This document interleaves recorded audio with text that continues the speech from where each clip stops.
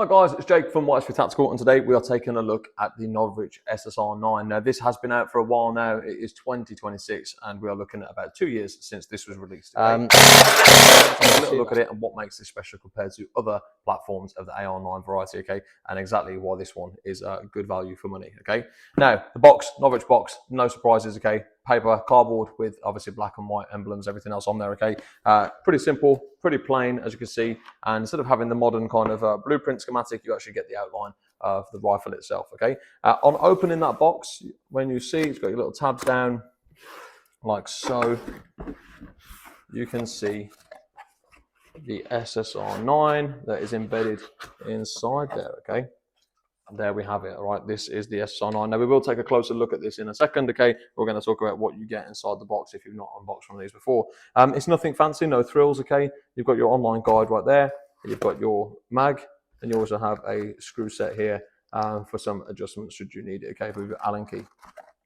That is pretty much it, okay? It's pretty self-explanatory. It's a simple weapon, okay?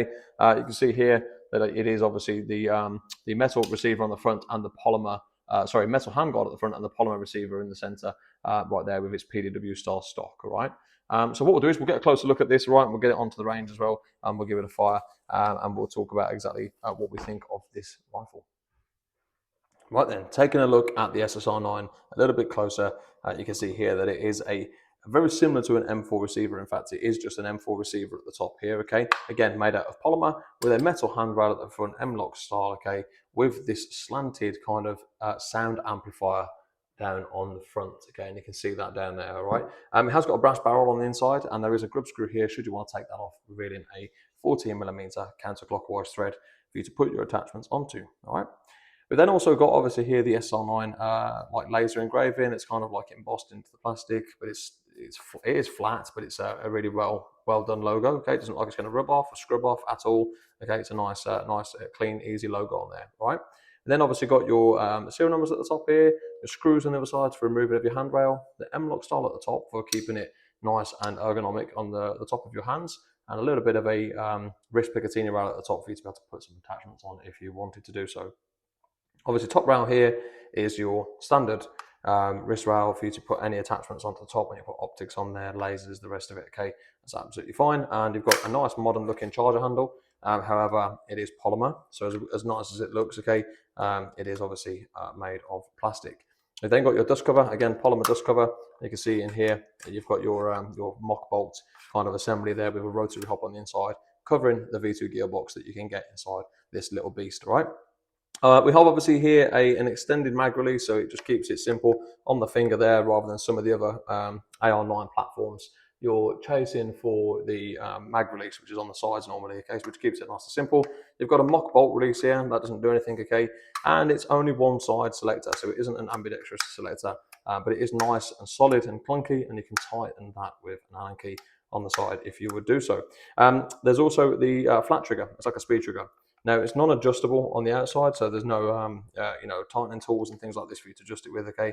However, obviously, you can do that in different ways, which is quite nice. And then, obviously, you have the stock extension at the back, okay, to make it longer, shorter, should you want it to fit more into your hand, okay?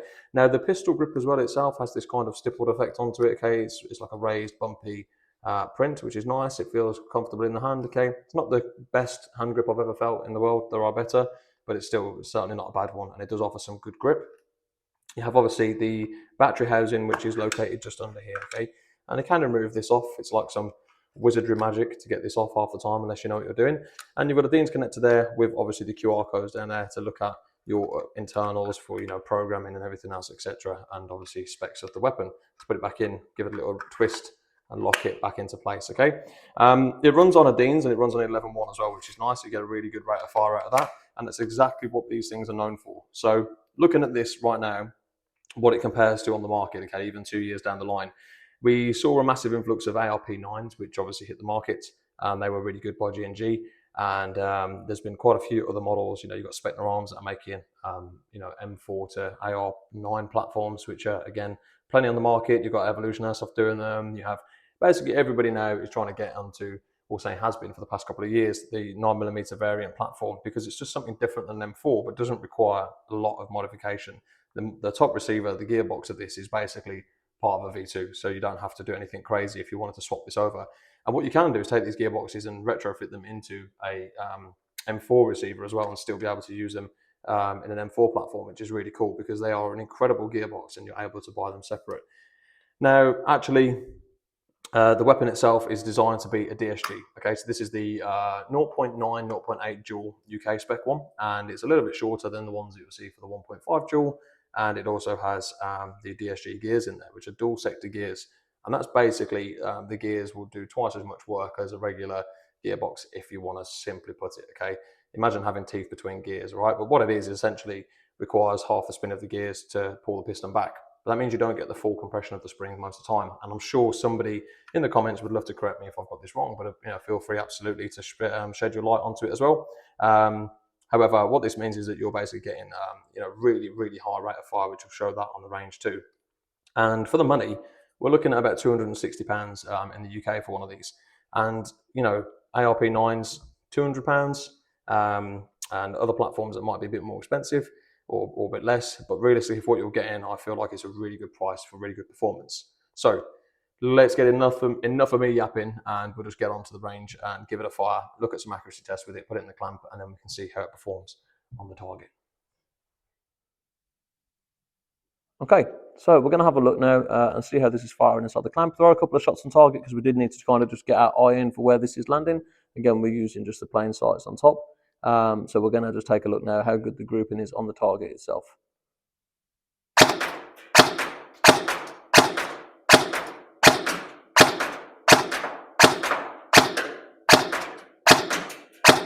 Okay, so again, we're not looking for exactly if that's central or to the right, to the left.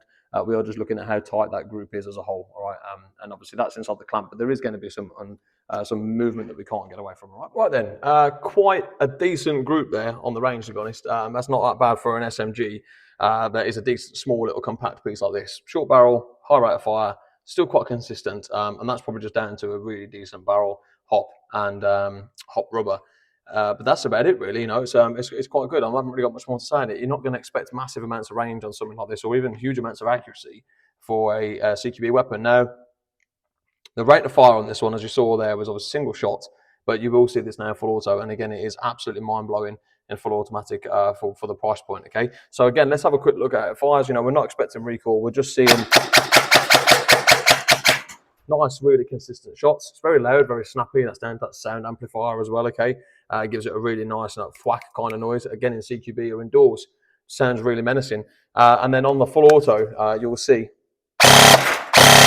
it just absolutely fires a beam straight towards the target. All right, it's very similar to having a really dialed up HPA or an AAP1 that's really maxed out with short stroke kit, everything else in it. Okay, and that is just because of the dual sector gears. So we're not doing anything crazy here. There's no magic science behind it. It is just dual sector gears that are doing all the work for this rifle, or SMG if you like to call it. And you see that, and we're out instantly, and that is the whole 120 mag finished.